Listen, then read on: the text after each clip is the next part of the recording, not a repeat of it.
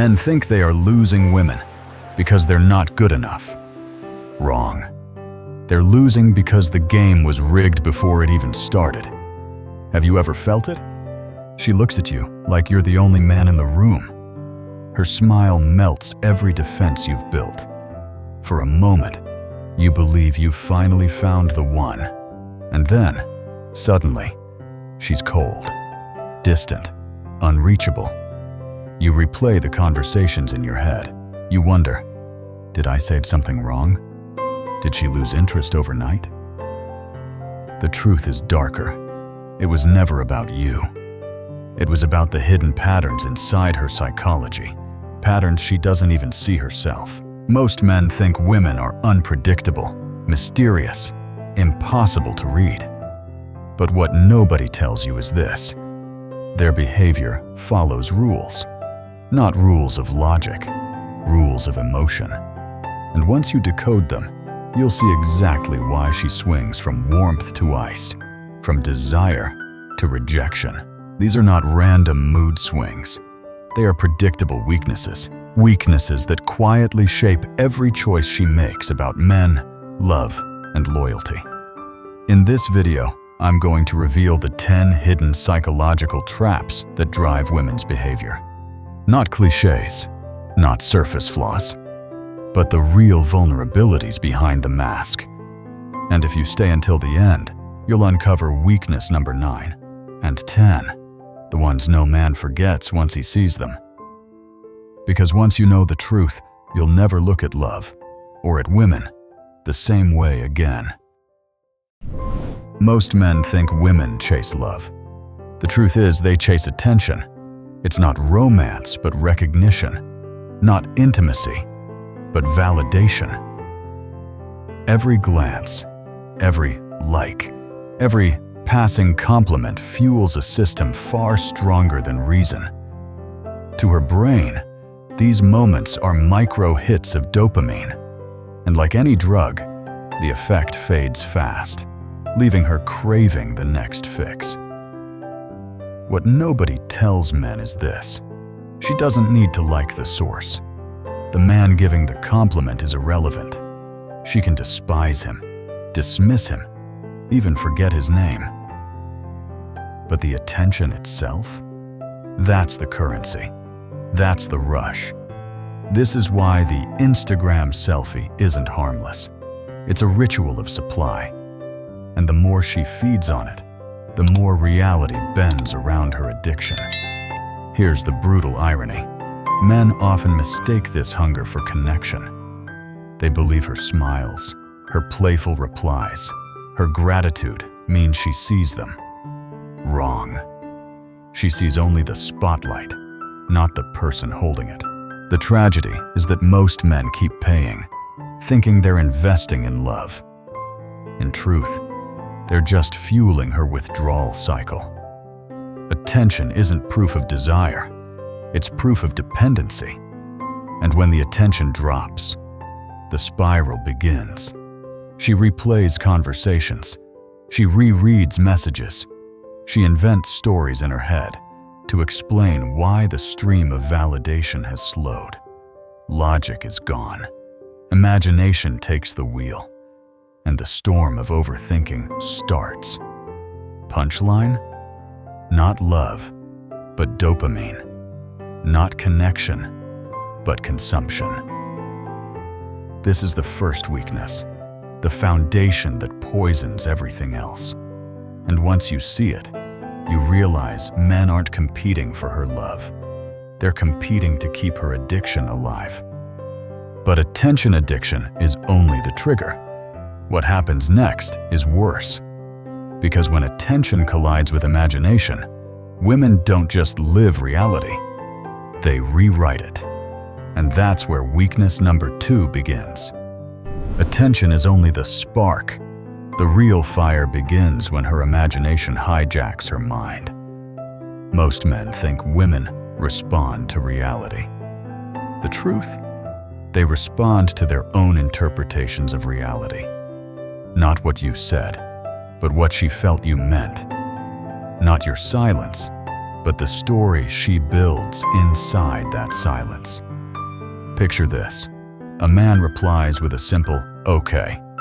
To him, it's nothing. A quick response, end of story. But to her, it's a loaded message. Does okay mean he's angry? Bored? Losing interest? That single word expands into 1,000 scenarios, each one more dramatic than the last. She doesn't just think them, she feels them. And once she feels them, they become her reality. What nobody tells men is this: women don't just process information, they manufacture meaning. A pause in texting becomes rejection. A sigh becomes proof of disappointment. A change in tone becomes betrayal.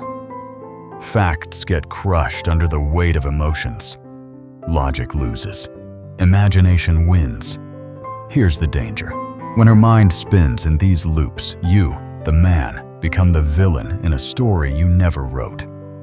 You get accused, tested, punished for crimes that never existed. And the worst part? She believes every detail. Because in her world, the emotional version feels more real than the factual one. Punchline? She doesn't argue with you. She argues with the movie in her head, where you're already guilty. That's the weakness. That's the trap. And men fall into it over and over, apologizing for things they never did, bleeding value just to calm storms that were born in her imagination. But this storm doesn't stop here. Overthinking always seeks fuel, and the fuel is comparison. The girl next door, the influencer online, the shadow of an ex. This is where weakness 3 takes over, and it cuts deeper than men ever expect. Comparison is the gasoline that feeds her overthinking. Most men think beauty gives women confidence. The truth? Beauty often gives them paranoia. Not security, but suspicion. Not pride, but pressure. Even the most stunning girl you know, the one who silences rooms, can stare into the mirror and see only flaws. What nobody tells men is this: her war is not against the world, it's against her own reflection.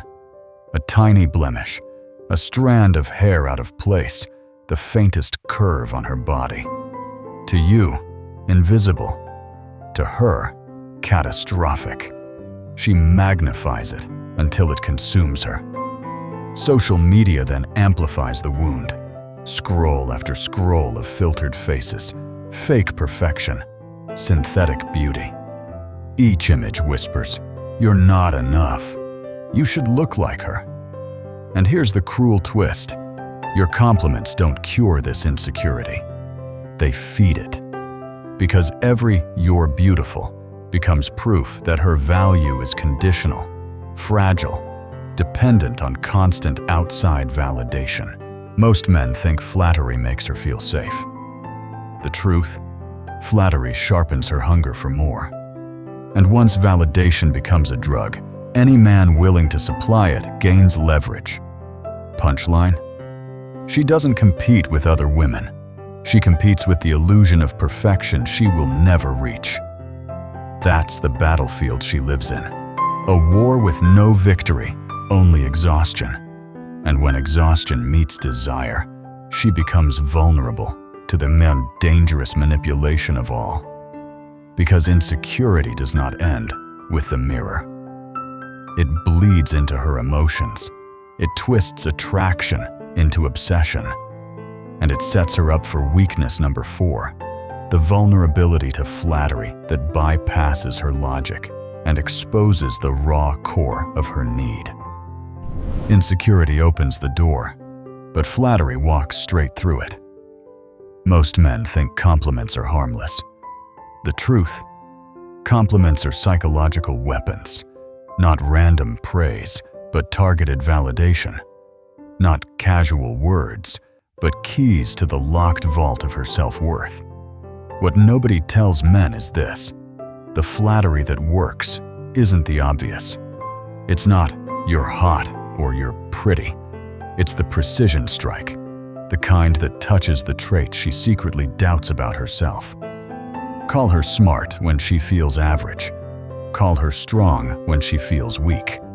Call her rare when she feels replaceable. That's the compliment that cuts past her defenses and plugs directly into her emotions. And once it lands, logic shuts down. She starts believing this man understands her in ways nobody else ever has. Most men think flattery makes her smile. The truth? Flattery reprograms her brain to trust. It bypasses suspicion and creates a false sense of intimacy. And that false intimacy is deadly because it doesn't just open her up, it makes her invest. Punchline? Flattery isn't kindness, it's social engineering. And men who understand this don't compete on looks or money. They compete on precision. Because once she feels seen, she starts revealing more. Secrets, vulnerabilities, desires. She hands over the very weapons that can be used against her. Here's the paradox. The stronger the compliment, the faster the attachment forms. But when attachment is driven by emotion instead of reason, it flips into reckless decision-making. That's why insecurity plus flattery doesn't lead to love. It leads to impulsive commitments. She invests fast. She dives deep. She ignores every warning sign. And that sets the stage for weakness number 5. Because when feelings outrun logic, women don't fall in love. They fall into traps, head first, without breaks. When flattery bypasses her defenses, emotion takes command. And when emotion drives the wheel, reason gets ejected. Most men think women fall in love slowly, step by step, like logic guiding choice. The truth? Many dive head first, building castles of fantasy before the foundation even exists. Not patience, but impulse. Not clarity, but obsession. What nobody tells men is this: the intensity she shows at the start is not proof of love. It's proof of emotional gambling. She bets everything, her time, her energy, her loyalty, on a man she barely knows. Within days, she imagines futures, vacations, weddings, children. She projects entire lifetimes onto someone who's still a stranger. And here lies the trap. When men see this, they mistake it as proof of real connection. They think, she's different. She really wants me. Wrong. What they are witnessing is not devotion, but addiction disguised as destiny. She isn't bonding with you. She's bonding with the fantasy version of you that her own mind just created. Punchline? She's not in love with a man. She's in love with her own projection. And once projection takes over, every red flag gets buried. Every warning sign gets silenced. Logic whispers, slow down. But her emotions scream, he's the one. And emotions always win. But the danger doesn't end there, because once she invests impulsively, fear kicks in. The deeper she dives, the more she dreads losing it all. That fear of abandonment doesn't just haunt her, it controls her. And that is weakness number 6, the primal force that keeps men trapped long after the love has died. Once impulse has locked her in, fear becomes the prison guard. Most men think women hold on to relationships because of loyalty. The truth? Many hold on because of terror. Not love, but panic. Not devotion, but dependency. The deeper she invests, the more unbearable the thought of losing it becomes. What nobody tells men is this: her choices are not always guided by desire for you, but by the fear of being without you. That fear makes her stay in toxic bonds. It makes her excuse disrespect. It makes her forgive betrayals that cut her soul. Better pain than emptiness. Better cruelty than silence. Her nightmare is not abuse. It's abandonment. Here's the paradox. The more fragile she feels inside, the more desperately she clings. She will fight, plead, compromise, even humiliate herself just to avoid the vacuum of loneliness. And men mistake this for proof of love. They think, she must care if she's holding on so hard. Wrong. She's not clutching you. She's clutching the fear of losing you. Punchline? She's not addicted to the man. She's addicted to the security blanket he represents. And when fear dictates action, self-respect evaporates. She becomes trapped in cycles where she endures what should never be tolerated, just to delay the terror of being left behind. But fear does not only chain her to men, it forces her to build walls, to shield the raw wound she carries. She creates a mask of strength, a performance of independence, while inside, she trembles at the thought of being forgotten. That mask itself becomes her next weakness. And when those walls rise, they don't just keep men out, they keep her trapped within. Fear doesn't just make her cling, it makes her build armor. Most men think women act cold because they're strong. The truth? They act cold because they're terrified. Not independence, but defense. Not confidence, but camouflage. What nobody tells men is this: the loud laugh, the sarcastic remark, the "I don't need anyone" attitude. These are not signs of strength. They are survival tactics. Each wall is a scar. Each layer of sarcasm is a shield. She wears it proudly, but it's forged from betrayal and disappointment. Her untouchable aura is not real power. It's fear wearing makeup. Here's the paradox. The higher the walls, the deeper the longing behind them. She wants connection, but connection threatens her. She desires intimacy, but intimacy terrifies her. So she plays both roles at once, magnetic and distant, warm and freezing. And men, confused, keep chasing, thinking the challenge makes her valuable. Wrong. The chase doesn't mean she's worth more. It means she's protecting more. Punchline. Her strength is not steel, it's scar tissue. And scar tissue doesn't bend, it cracks. That's why when she finally lets someone through, she doesn't open halfway. She opens fully, recklessly, placing everything in the hands of one man. And that gamble often leads her into the arms of the wrong one. Because emotional walls don't filter wisely. They block everyone until the wrong man finds the right crack. And once he slips in, she gives him all the loyalty, all the trust, all the secrets she withheld from better men. That blind devotion is her next weakness. And when it strikes, it doesn't just cost her peace. It costs her identity.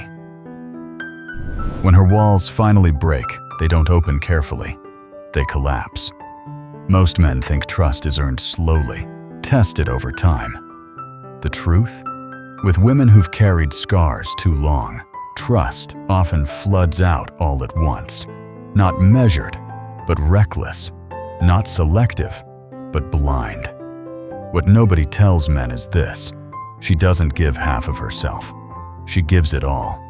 Her loyalty, her time, her energy, her secrets. Every wound she once protected, she places in one man's hands.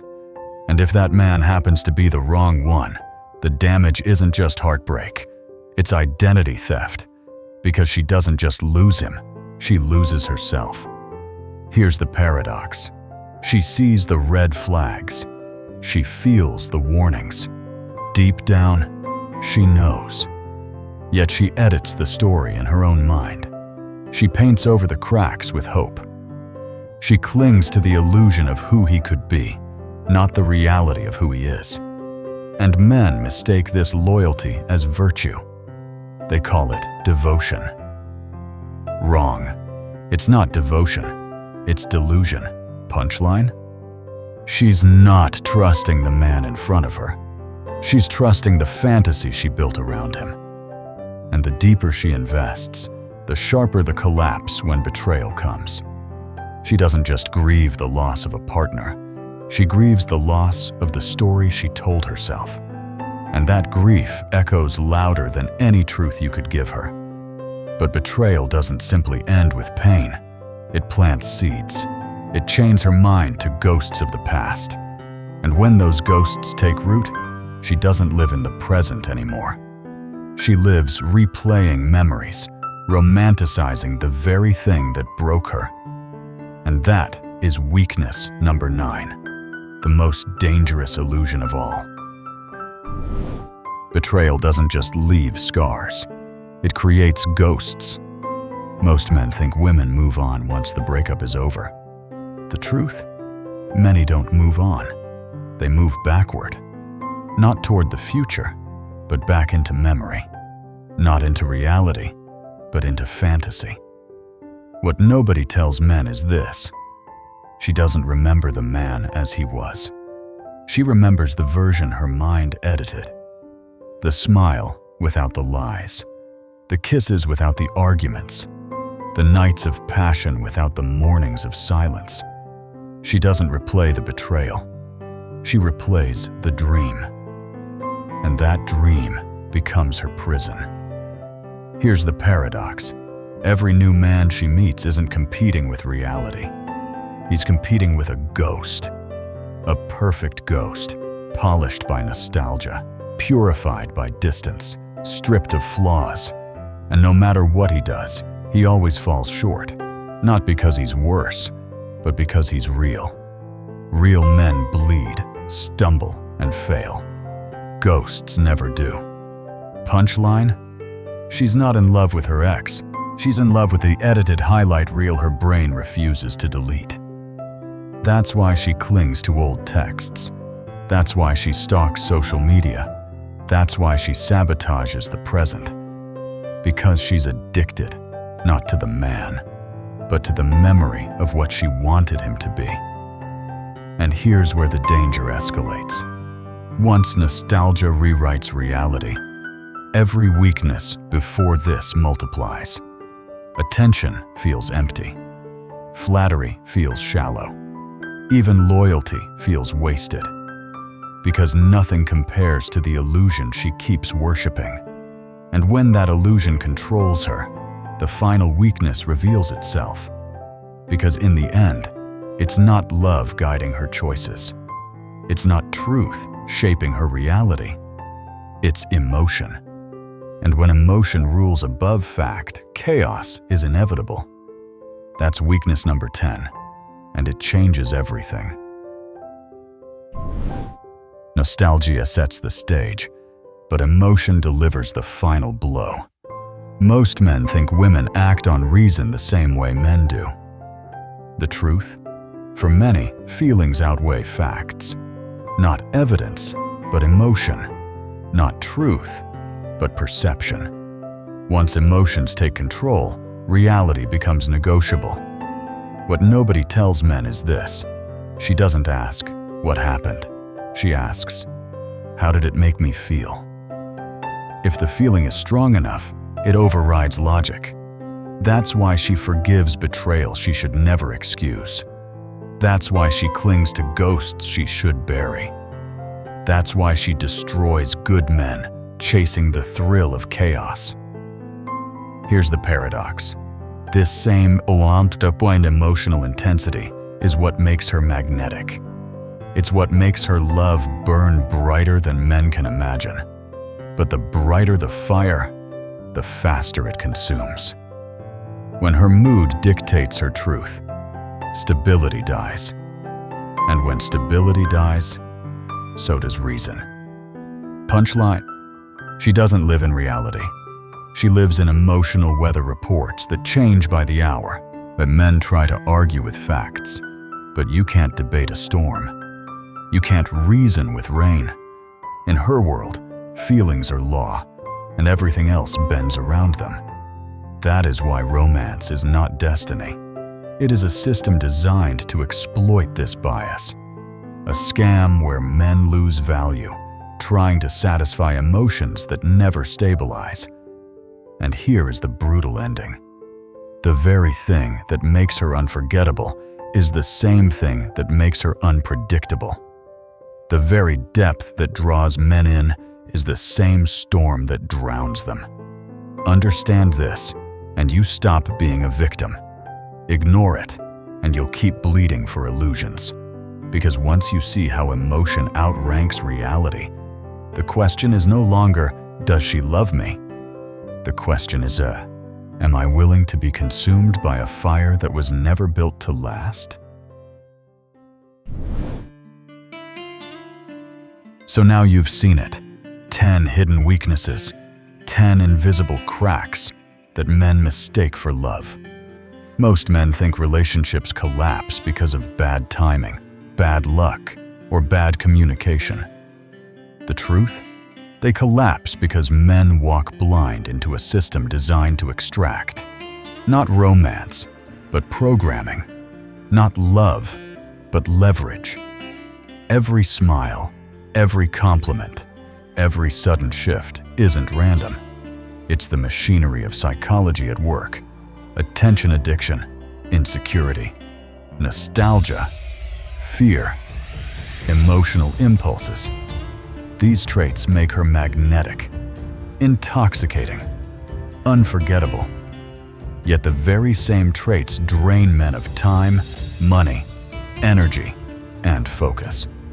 Men confuse extraction for affection, and the more they worship these illusions, the more they bleed.